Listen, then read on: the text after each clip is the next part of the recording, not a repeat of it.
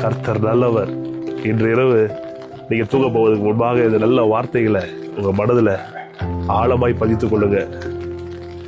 சங்கீதம் 91 வாசிக்கிறோம், வாதை அணுகாது, பொல்லாப்பு நேரிடாது. என்ன அற்புதமான வார்த்தை பாருங்க.